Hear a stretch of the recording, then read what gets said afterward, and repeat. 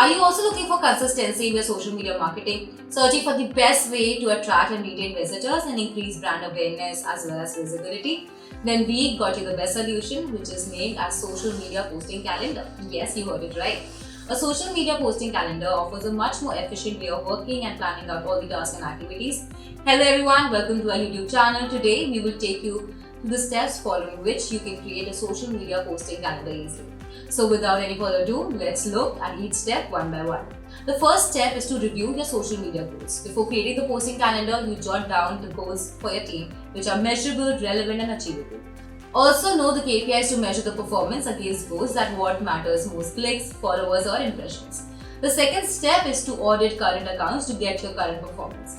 In this step, you need to understand what your current performance is. This will help you get information such as best performing posts and campaigns, gaps in content, audience demographics, poor results, etc. The third step is to choose the platforms. You must check and find the best platform fit for your target audience, that where your audience spends the most time. The fourth step is to plan your posting schedule.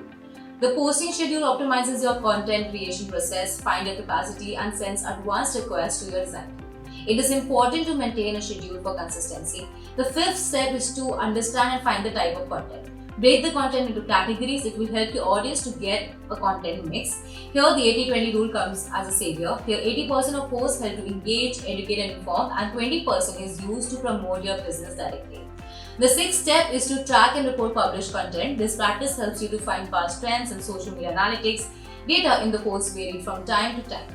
Well, that's what we have found so far. We hope we have delivered some valuable content to you. Let us know in the comment section if we have missed anything. Also, stay tuned to get updates on other digital marketing hacks and the latest trends and tools. Do not forget to like, comment, share and subscribe to our YouTube channel.